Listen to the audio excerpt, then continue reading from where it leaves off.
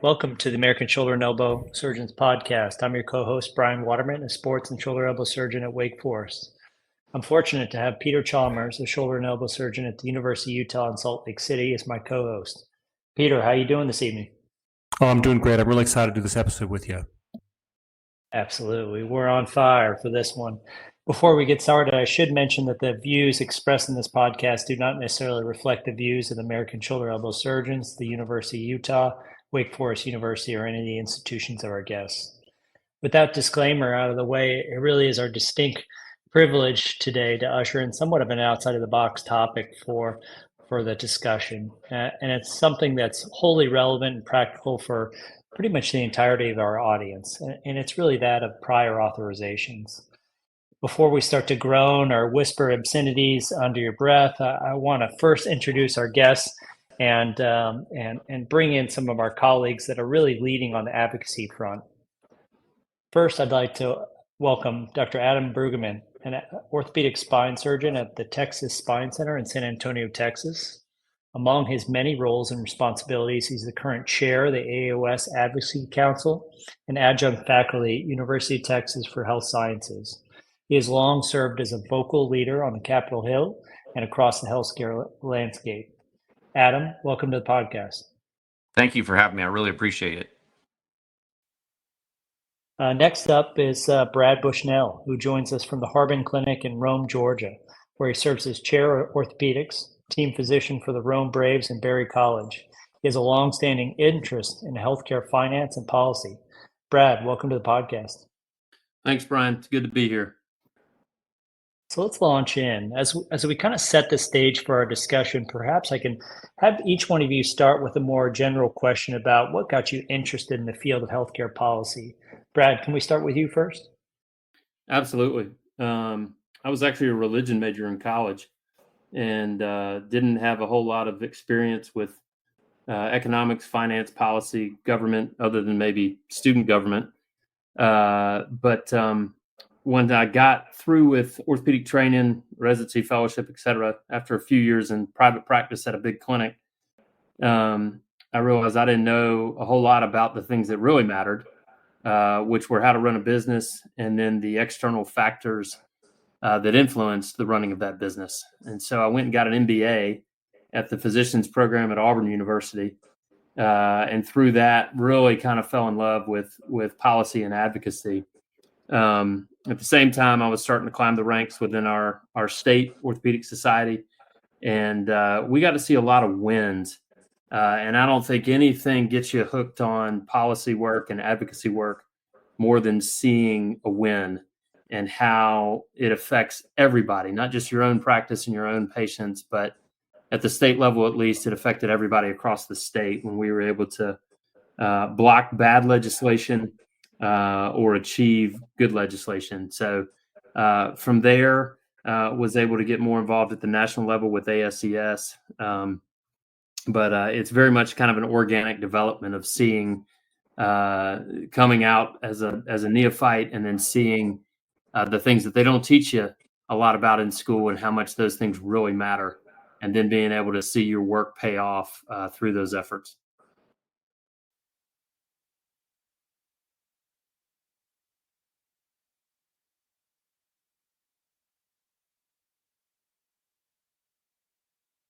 That's great. Adam, can you tell us a little bit about how your interest in this field evolved over time?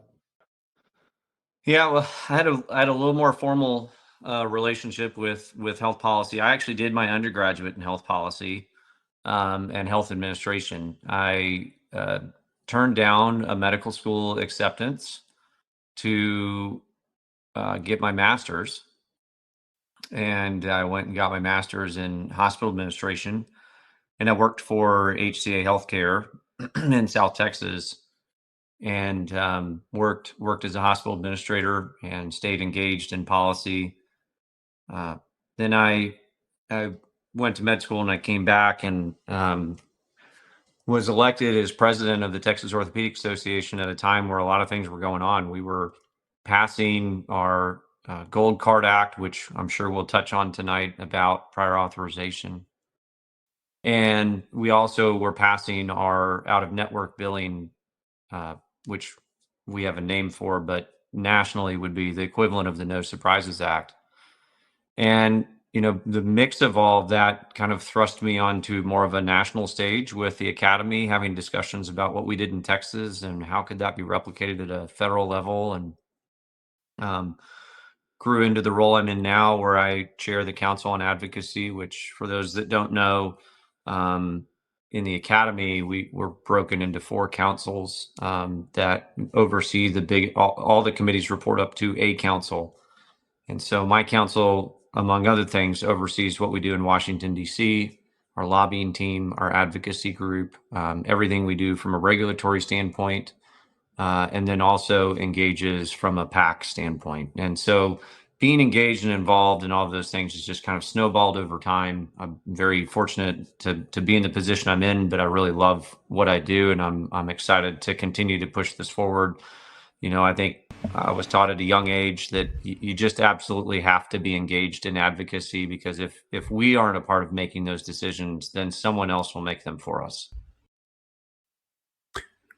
Well, that's a perfect segue to our current topic, which is prior authorizations. I mean, this has been around for a long time, since the 1960s, where it was originally called utilization review, and now is more often seen as prior authorization, or kind of a peer-to-peer.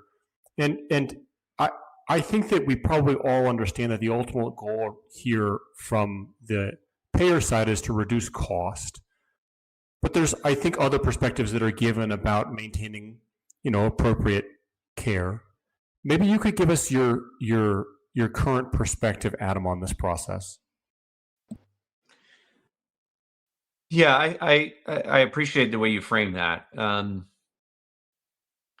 I think we all recognize that eliminating prior authorization is probably not possible. We have, if we look at anything we do from a political standpoint, professional standpoint, there has to be checks and balances. And the insurance companies need to have some ability to check people who, frankly, we know some people in our own profession or other professions within medicine that if left unchecked would probably do things that are not ideal, are not in the best interest of patients or patient care.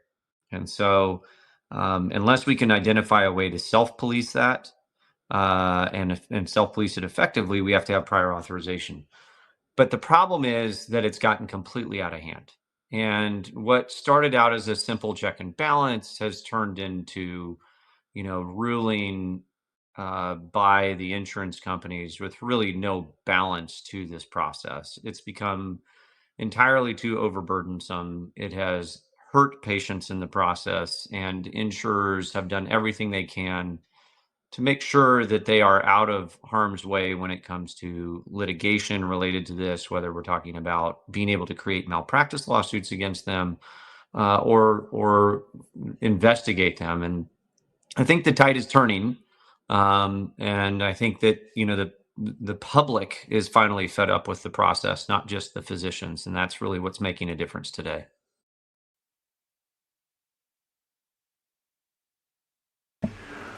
Brad, what would you add to that? Adam, very well said. I think we've all seen, I still do some knee work in my practice, and we've all seen a patient referred in for an evaluation who's already had an MRI of the giant piece of metal in their knee, which of course is worthless. And you think, how did that get approved? And we've also seen the crazy stories, like I had one just this week of an insurance company that wanted a patient to have some physical therapy before they could have their rotator cuff fixed, and then they denied their physical therapy. So you kind of have the prior auth department doesn't talk to the other prior auth department, one for the surgery and one for the therapy.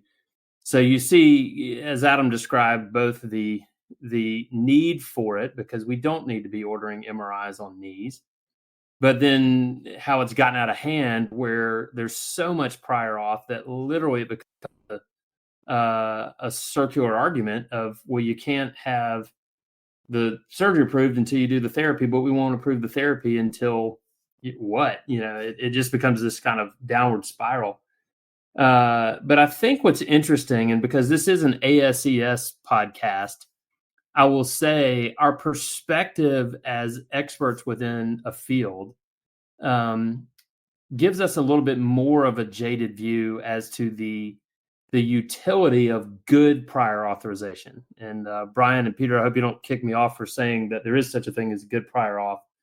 But it's what Adam says. There are those who maybe need some checks and balances on the tests and procedures that they're ordering. But ironically, those of us that are shoulder experts really don't need it, because for the most part, we do it right. We actually did a study that was published in JSCS. Claude Jarrett out of Wilmington, North Carolina, was the leader on this. And a lot of my colleagues on the advocacy committee helped out with it. But what we found was that amongst the ASES members that were involved in this study, there was only a 1.5% overall denial rate. And so the take home point there is that if you know what you're doing, you generally don't need prior authorization. That folks that are experts at something are not, for the most part, ordering unnecessary tests or inappropriate tests and surgeries. And so I think we within a subspecialty come at it from a perspective of extra frustration, because that overall system of prior auth really isn't targeting us per se, because we, for the most part, always get a yes when it's all said and done. And that may, what we found in that study, I think echoed a lot of what was done in the gold card legislation. So maybe that's a good segue back over to Adam to talk about kind of what gold card is and where we may be going with that. We haven't been able to pull that off here in Georgia, but I know that Texas did, and so that's definitely something we need to get into this discussion. So Adam, you want to run with that? Sure. The best way I can describe, and you set that up perfectly, the best way I can describe the gold card is really the corollary is TSA, the pre-check process. When we look at the pre-check process, what was the purpose of pre-check? The purpose was that people would submit information in advance to the TSA, and they would basically. Adam, I'm gonna cut you off real quick. Just make sure our listeners know you're talking about TSA at the airport, not total shoulder yes. Thank you. Good point. The whole point was, though, that to make sure that you gave information in advance so that you could get through security faster, because we no longer wanted to find a needle in a haystack. We wanted to find a needle amongst needles. In other words, if you've already gone through the process and you've proven that you are a safe person to travel with throughout the United States, I don't want to spend a lot of extra security measures on you. I may allow you to do extra things or go through security faster or go through a process faster, because I know that you're unlikely to be a problem for me. However, everybody who hasn't done that is a potential problem. And so, kind of getting to your point, we have to understand and recognize that there are people who are following the rules on a regular basis. And the purposes of these prior authorizations is not to capture those people. It's instead to try and find the problems within the system, people who are consistently doing things that are not consistent with, say, the ASES gold standards that other shoulder and elbow trained surgeons are doing. And so the Gold Card Act essentially said, let's set a standard. Let's set, if you achieve this bar of excellence, which was debated over and over again, we're at 93%. But if you're able to get authorized at least 93% of the time, then you don't have to go through prior authorization for the next 6 months. And then at the end of that 6-month period, when you know that we're not really looking at you, or we being the insurance company is not looking at you, they're going to do another look back and say, when you weren't being looked at, did you behave and did you do things the way you've always done them, or did you maybe kind of not behave as much? And if you didn't behave as much, then you might lose the gold card for the next 6 months. It's a great program. It's a great concept. It's difficult to administer and do it correctly so that it's not gamed by the insurance companies. And I will tell you, when we first passed the Gold Card Act, I was fortunate. I received a gold card, but it was single-digit percentages the first time around. And so we actually just passed another cleanup bill recognizing where we kind of maybe didn't do things as well as we should have, or didn't describe the process well enough, to ensure that more physicians who are good actors are being able to utilize this no prior authorization process through the gold card. Yeah, Adam, that's a great summary, and obviously an innovative lead-in to really what my next question is, which is really to dive into the disconnect between what we often hold up as evidence-based practices and then community standards. Too often we find ourselves led by level 1 and level 2 trials that sometimes can be a little inconclusive. And it's really hard for the literature to keep pace with innovations in medical care in your field, in our field.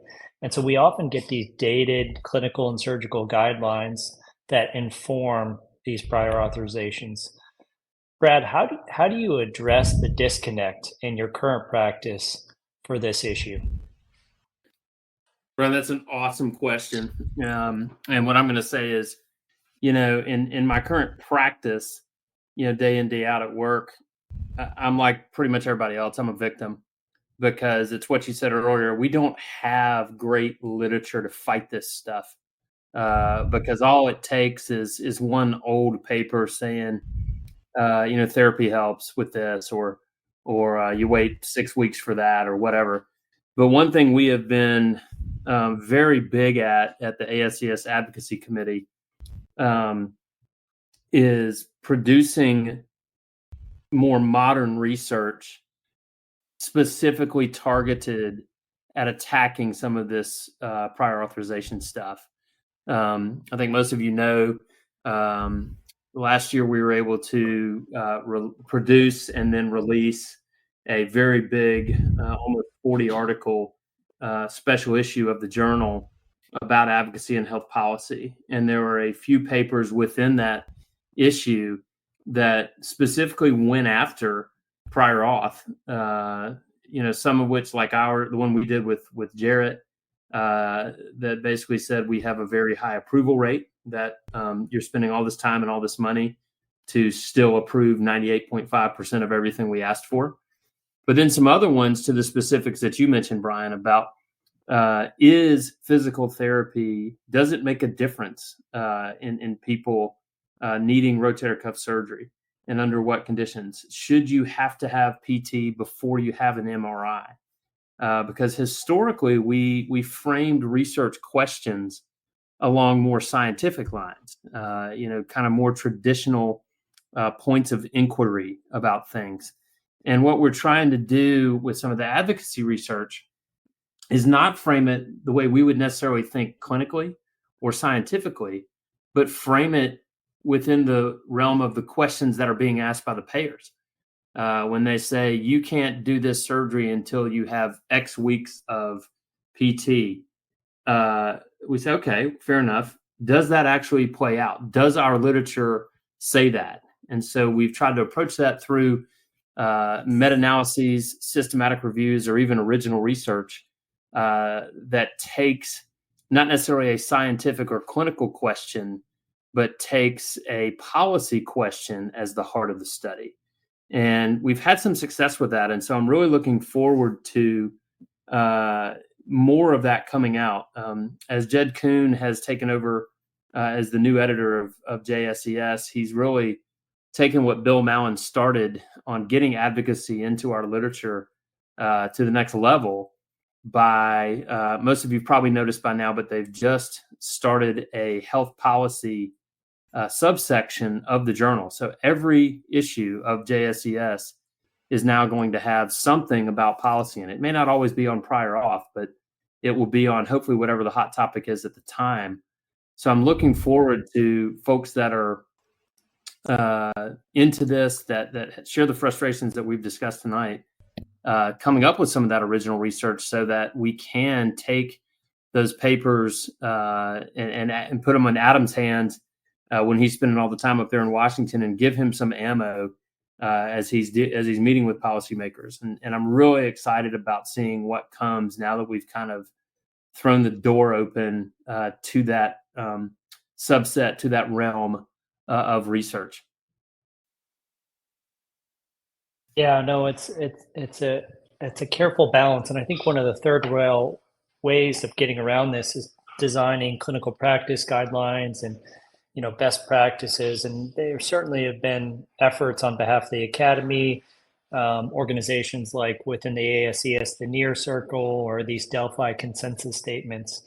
Adam, what are your thoughts on this? Because sometimes I feel like these can be actually weaponized against us, and they do make me concerns when inadequate data is seen as no benefit. Maybe if you can take that and run with it on your thoughts as well. I mean, I couldn't have said anything better than what Brad just said. I have so much respect for what ASES has done as it relates to prior authorization. To be clear, we can't fully control what the insurance companies decide to do. We have some tools at our disposal, which I'll talk about in a minute, but we can't ultimately decide what they put out as their statements for what is medically necessary or reasonable. But we know that every single medically necessary or reasonable decision made by an insurance company is made based on peer-reviewed literature. And to the extent that we actually have some control as the physicians, right? We're the ones who are writing the peer-reviewed literature to, to ask and answer the questions that are being posed as a result of prior authorization. If we don't love the way that a certain procedure is being perceived as far as the step therapies, meaning the things you have to do in a row, like we were just talking about having to have physical therapy before a rotator cuff repair. If we don't like those things, then let's study them and let's show that if it's something that's obvious to all of us, then let's put it in the literature. Because until it's in the literature, the insurance companies will not respond and will not listen. I, in Spine, just met with the person who's in charge of policy for one of the major insurance carriers. And I'll try and be as vague as I can so as not to kind of frustrate people. But there's a new procedure with a new device that's been out for probably a few decades now, but not well studied. And frankly, when it comes down to it, there's not a new code for it. It utilizes other codes, but it ends up with more codes than the way we used to do things. And as a result of that, is more expensive for the insurance company.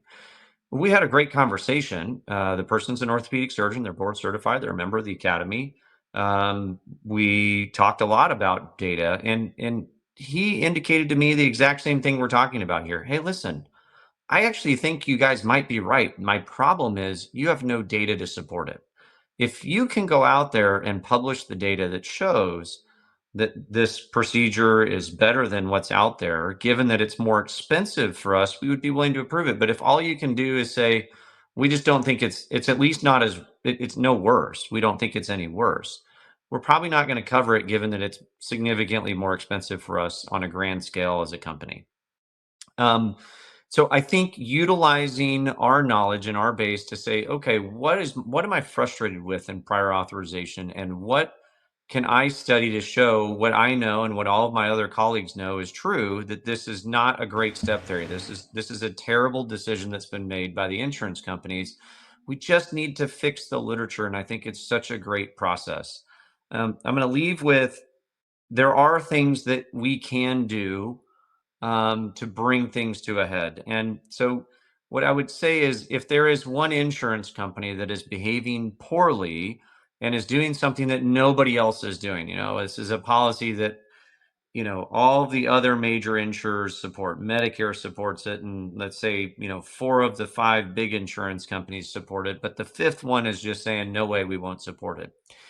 Most state departments of insurance are willing to hear that. It's going to take some time and some effort to go in and do that as an independent practitioner, but you do have the ability to appeal to the State Department of Insurance and say, listen, while insurance companies have the ability to set their own rules, they have to be reasonable, and they can't just decide one day, Blue Cross Blue Shield's no longer going to cover physical therapy anymore. That would not be reasonable. Every other insurance company covers it. There's a plethora of data that supports that it needs to be covered. So in those scenarios, you do have the backstop of potentially going to your Department of Insurance and filing a formal complaint stating that you feel that the policy is unfair, and usually you need a specific case to cite that from. I have this patient, Mr. Smith, who requires this treatment that's being denied. So there are things to think about, but I love, love, love the idea of improving our literature to support the things that we know need to be done. Wow, I mean, that was amazing. I did not know you could go to a board of insurance. I have several cases that I may do that for because I have patients that I just see being treated so unfairly. There's two questions I have for you guys as follow-ups. One is that the challenge I think we have with the literature is you can find studies to support whatever you would like to find to support. And there are instances where we really do have the best quality evidence and we're still denied. Like I think rotator cuff repair is maybe the best case example where Stefan Moosmeyer did a randomized clinical trial of 15 years follow-up, and it very clearly shows that repair is better than physical therapy. And yet I still have to have that conversation on a weekly basis. The second question I have for you, and this is maybe one that's more pertinent to academic surgeons, but there's probably the place where I find get tripped up the most frequently with insurance is in procedures that are less common. Like capitellar-osteochondral allografting is a good one. Sternoclavicular reconstruction is a good one. There's a lot of procedures that certainly each one individually may be uncommon, but they can make up a fair number of cases on a yearly basis. And because the insurance companies use these protocols, those patients fall through the cracks, and none of the protocols really apply to them. Is there any effort on the advocacy side to say that there are certain patients that should be exempted from these kind of like rigid protocols, or is that not something that people think about because it would be gamed? That's a great question, Peter. I'll take it back up to 30,000 feet for just a second and just say, I know a lot of folks listen to this podcast, and especially a lot of our younger members. And so I'll encourage them, just to piggyback a little bit of what Adam said earlier, by saying, we need the research. We can write these papers. Every question, Peter, you just asked is a potential for a paper for a young attending or a fellow or a resident. And I had an attending, Laurie Donners, who was one of my favorites. He was a trauma surgeon, and he would say, if you want to go into research, go into an area that nobody else is studying. Sometimes it's something hard or just something nobody else has thought of. And I'll tell those of you that are listening, that are young and looking to make your careers in research, policy research is actually a lot easier. A lot of times you can write these papers over the course of a few months by looking back at retrospective data. You don't have to wait 15 years to produce another Moosmeyer paper. You can just knock it out, especially if you go multi-center and collate data from some of your colleagues. So that's more of just a shout to our young listeners to take up this mantle and run with it. Second point is that at the state level, like Adam said, you can challenge these things. And so, Peter, to bring it back to your question of, how do we challenge this? Getting involved with your state orthopedic society, because while Adam's working really hard in DC to change this at the federal level, you can move a little faster sometimes through your state government, especially if you're seeing within your market, within your state, something that's just ridiculous. Like Adam said, one company decides not to do PT. Your state orthopedic societies, if they're high functioning, can really go after that kind of stuff, can collate data within your members and go to the insurance commissioner and say, hey, this is a problem. And you can get some respect by doing that and get the ball moved. And finally, Peter, to your question about the outliers, those are tough, admittedly, because a lot of times those cases, there is no protocol for what's really going on. For an osteochondral capitellar allograft, what's the baseline comparison for that, or what's the comp, if you will, if you use the term from real estate? What's the comp for that? Is it an elbow scope with loose body removal? Is it an LCL repair? Is it something from a different joint? Is it an oats in the knee? Well, it's really none of those things, right? Clinically, it's a big time outlier. And because it has to be size matched and has to be available, It's super complex and super expensive. But I think to be able to answer that question, it goes back to what I was just talking about. We got to do the research. We got to say, not just, hey, here's the clinical technique for this procedure, but somebody does a paper on why it matters to that patient and why ultimately it's a cost-effective means of addressing that problem. How is it that in the long run, osteochondral allograft of the capitellum prevents this person from having debilitating arthritis down the road? The comparison I'll use is out of the European theater, where there are countries that, based on their registry data, will sometimes within their national health systems require people to have a periacetabular osteotomy at a young age, because they have data that shows it's cheaper to do that than to do a total hip on them 10 years later. Because what that PAO buys is 20 years of walking. And therefore they don't need the total hip, which costs a lot more. And so that kind of data, that kind of research really, I think, would help our kind of zebra hunters, if you will, the folks at the academic centers taking the one-offs, be able to go to the insurance companies and justify them, is throwing in those things into our research of saying, hey, it isn't just that they have a better ASES score at 5 years. It's cheaper for the system at 5 years. So I'll stop there, and I definitely want to hear Adam's take on Peter's question. Yeah, that is a tough question. My immediate answer is I have not thought through, nor have I heard anybody else really talk about kind of these special populations that need very specialized surgeries.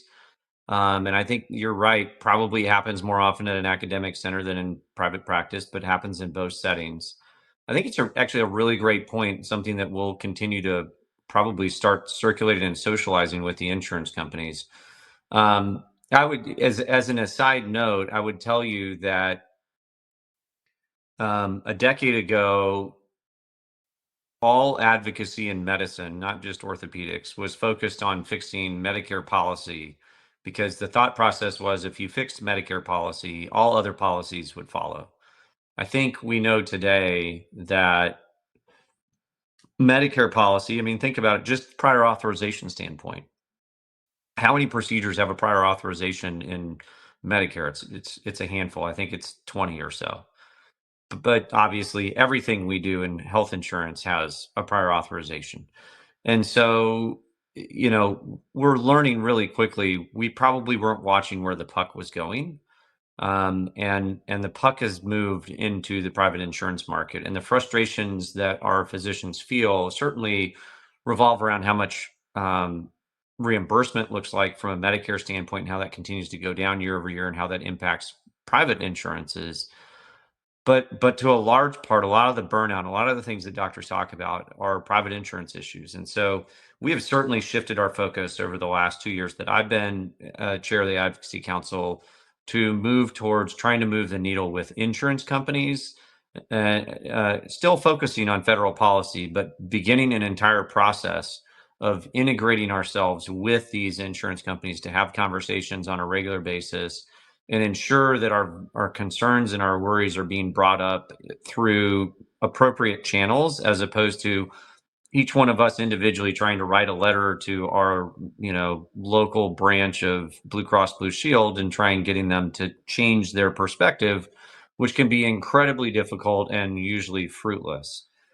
So I'm very proud of the work we're doing there, and you've given me a new idea of something else that we need to add to our next conversation with the major insurance carriers. Yeah, certainly a topic that is tangential to what Peter is implying is this whole concept of what constitutes a peer. We've talked about the rigidity of protocols, these center mass topics, and maybe how some of the outliers are handled. But when you look at the concept of peer-to-peer review, oftentimes that falls short. There was a recent survey that suggested that only 16% of physicians said that they feel that peers' qualifications were always or often met. So I'm curious how we standardize this and make sure that we're talking to somebody that can do a manual override on some of these somewhat unwieldy policies. Adam, do you want to lead in on that and let us know Yeah. where we're going with this on the advocacy front? I mean, very important topic. Number one, the Gold Card Act in Texas, while it's called the Gold Card Act, if you ask the original sponsor of it, who's a neurosurgeon in Houston by the name of Greg Bonin, he would tell you that the most important part of the Gold Card Act was that it forced all state insurance plans to have a real peer. In fact, in our cleanup bill, he for Gold Card, he was so focused on that piece of it and wanted to add in a section that allowed the medical board to have the ability to sanction a doctor who was working in utilization review. And the health plans were going to stop our bill from going through. And so he had to back off. And we removed and stripped that section out of the bill in order to get the Gold Card components of it through. But suffice to say, I think you're spot on with that. I think the other thing to recognize and understand, at least in my experience, is that even though I get on the phone with an orthopedic surgeon for peer-to-peers, many times I've been told by the peer, I'm sorry, I can't do anything that's not in the policy. And while you're giving me peer-reviewed data that says that this is an appropriate procedure, our corporate policy is that it is not an appropriate procedure and you do not fit the criteria that we have previously written. And so it becomes a challenge in that my question is, if we push this concept of ensuring that we all have an equal peer, which I think is appropriate because there's a lot of times where we're talking about the nuances of our field. And obviously, I don't understand obstetrics and gynecology, and I wouldn't expect them to understand orthopedics.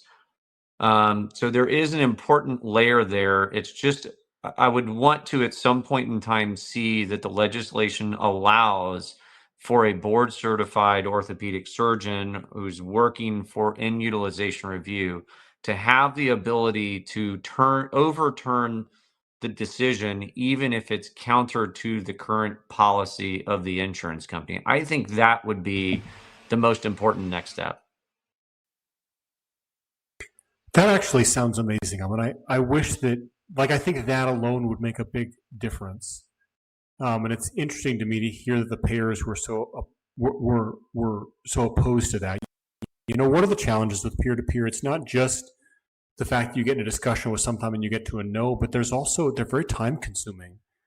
And there's even physicians now that are billing their patients for the peer-to-peer review to obtain remuneration for what is traditionally kind of a non-revenue generating activity. So there's a CPT code associated with this now. So my question is this a slippery slope for us to bill our patients for time that we spend arguing with their insurance companies? And is this a good thing for us to do or not? What are your thoughts, Brad?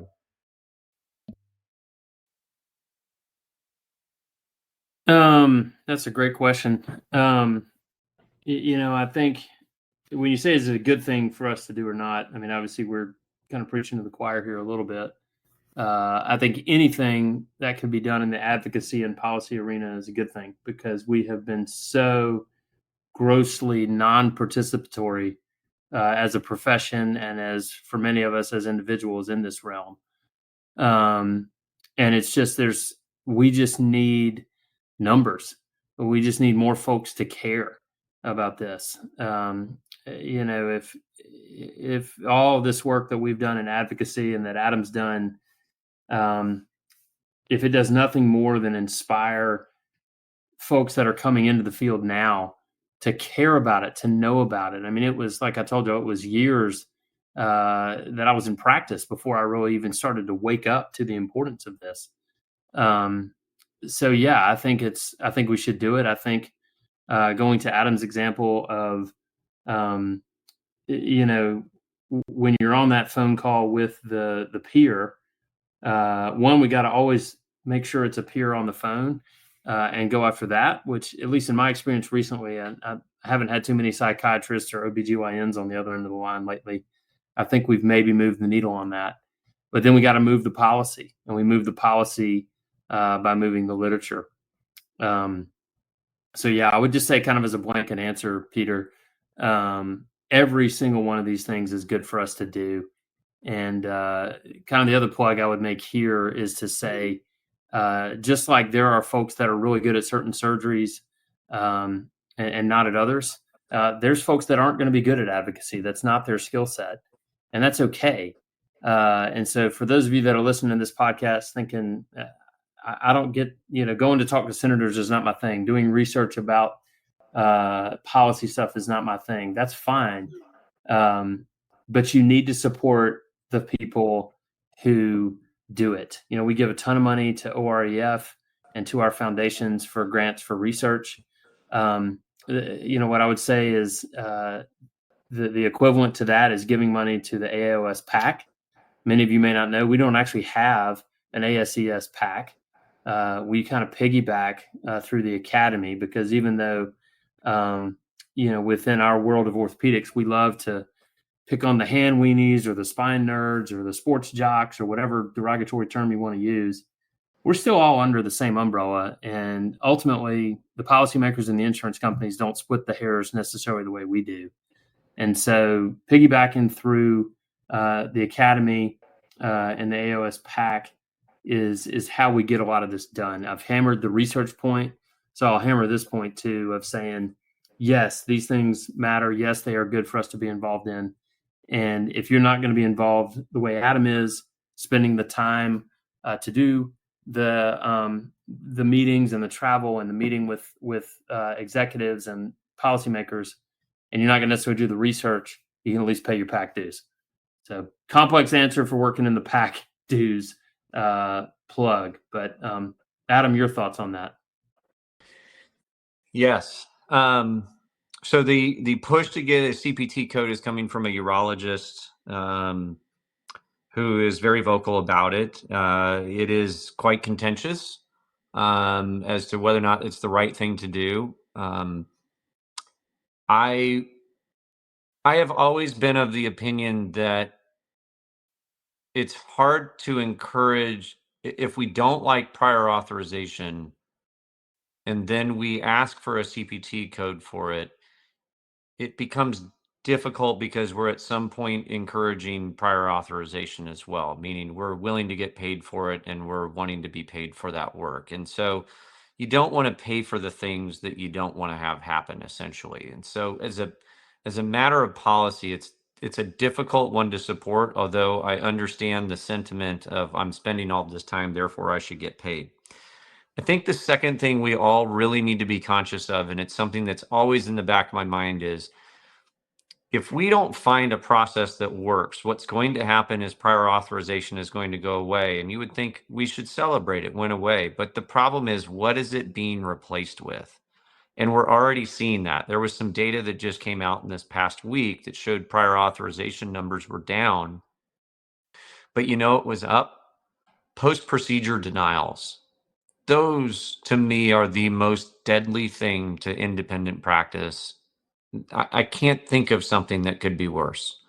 Post-procedure denials do a couple of things. Number one, you've already done all of the work. You're just not going to get paid. And now you're spending all of this time just to get paid and in a hope and a finger crossed that it actually happens, right? Number two, it takes the patient out of the equation.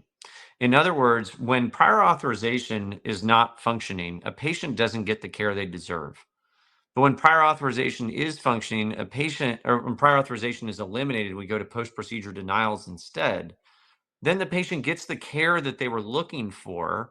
And then when the doctor doesn't get paid, everybody's like, oh, well, who cares? The doctor just didn't get paid. At least I got what I needed. I got my knee replacement. I got my shoulder, my rotator cuff repair. I got whatever I needed done. That is a really, really scary place for us. And I can't imagine the amount of uncertainty that would be in private practice today if you weren't sure what percentage of your surgeries you were going to do were going to get paid and which ones were not. And if they keep running the dial on post-procedure denials like they have over the last decades on pre-procedure prior authorization, it could absolutely spell the end to private practice. Yeah, I couldn't agree more. Because one thing I was going to say to your earlier question, Peter, about how do you get the one-offs approved, is you get the patient involved. And to Adam's point, that's what post-procedural denial takes out of the equation. We've had some success when we're trying to get a surgery approved, getting the patient to call their insurance company and or even the employer to call their insurance company. Because if it's a time frame thing of, hey, if we hurry up and get this cuff repaired or this, knee scoped or whatever, we'll get them back sooner. You can get the employer on your side, who ultimately is the customer of the insurance company, calling and saying, hey, we're paying these big premiums. We've got you guys on contract with us. We need you to do your job, to let the doctor do his job, to get this patient in and get him back to work. So pre-surgery, you have big advocates on your side, the patient and potentially their employer. But to Adam's point, once that's gone post-procedure, it's just you trying to get paid. And that generally doesn't work very well. So, I think,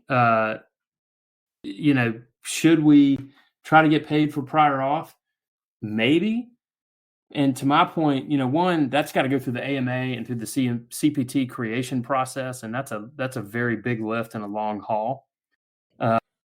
But personally, I would just love that to see. I'd love to see that be a big issue. I'd love to see people talking about it rather than just kind of theoretically sending a bill here and there to do it. But I think the more these things get talked about on the national level, the more they get done. And then just kind of in closing, my personal thoughts on should you get a CPT for it. I would use the cautionary tale of PRP, wherein we spent a lot of time about 15 years ago coming up with a PRP code. And then the minute we created the code, every single insurance company denied it. So being able to capture it in a single code, to Adam's point, makes it much easier to deny and or replace it with something else that might be worse. Great feedback from both of you. And I think we've all kind of summarized the fact that the current trajectory that we're on with increasing administrative oversight, decreased physician autonomy, has made the healthcare climate somewhat unsustainable. I do want to land on a little bit more of a positive note. What's the future of this process? And can you offer us some brief sources of optimism as we move forward? Adam, you certainly do a lot for us, and I really want to thank you in earnest for everything you're doing. Tell us your perspectives. Yeah. So, listen, we have strong bipartisan support for reforming the process.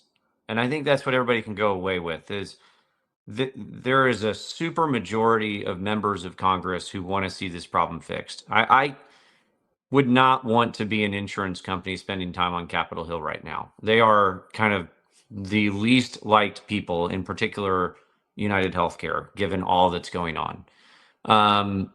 So I think we're in a good position. We have the Seniors Timely Access to Care Act, which I'm jokingly going to say we've been working on for a decade, but that bill is finally probably going to get done. It should have gotten done in December. Unfortunately, if you remember, if you followed politics, Elon Musk tweeted out a picture of the end of the year bill and how many pages it was that he printed out and said nobody should vote for this.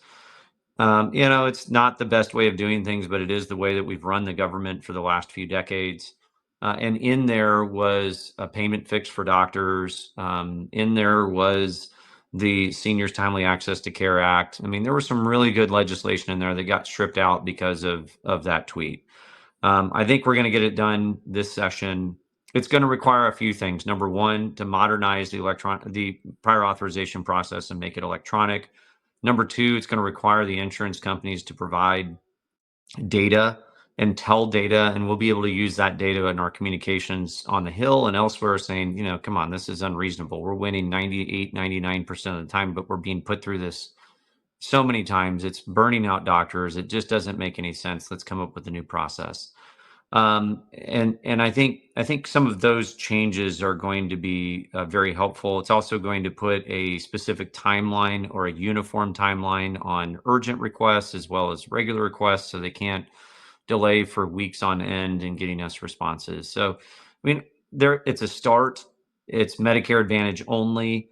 The Biden administration, interestingly, put these processes into a uh, actual regulatory framework that was put out there, and we now need to back that up with a bill, which is what Congress is getting done, and that will make it permanent. And then we'll work, once we get past Medicare Advantage, we'll work on getting all of the ERISA plans and the other plans. But it's going to take a concerted effort at the state level and the federal level, chipping away at each level, creating model legislation like what we did with the Gold Card Act. We'd love to sit down and have our experts on the Gold Card Act in Texas go around the country and show that model legislation and give it to other states and say, hey, this is what's working, this is what's not working, how do we make this better? That's how things get done. And I think we're energized. I see the patients are interested in doing this. Patient support groups are interested in doing this. The government's interested in doing this at every level. We have the upper hand. It's just time to strike. It's time to put ideas out there, and it's time to make things fixed. I agree. And Adam, I'd follow you anywhere, brother. It's so inspiring to hear your knowledge of this and your excitement about it. And Brian, to kind of give you my positive perspective, it's kind of ironic that sometimes it takes negative energy or negative times to spark positive change. You think back to the 80s where surgeons were basically fat and happy doing 3 total knees a week and making more money than folks doing 20 a week now, in real dollars, not inflation adjusted. And there wasn't as much negativity. There wasn't as much need to care about policy because there was not as much negativity. But I think what's been interesting is to see some of these negative things, these bad policies, to see our response to it. When we did that special issue of the Journal, it was awesome to see how many young authors were contributing papers. I think the incoming generation of surgeons that's coming into their own as attendings, or that's even coming up as fellows right now, they get it. They get that policy matters. They get that they can have an influence on it. And so that's what I've tried to do throughout this podcast, is just encourage those of you that are listening. You can make a difference. And it's been fun to see it because as Adam's talked about it from the high level, the winds are kind of blowing our way a little bit. Yeah, there's a lot of negativity, but when you start to notice it and do something about it, you can change it back in the other direction. So I think whether it's research or involvement or whatever, it's been really fun to see how folks are responding to this, not just with complaining about it around the water cooler, but taking action and doing it.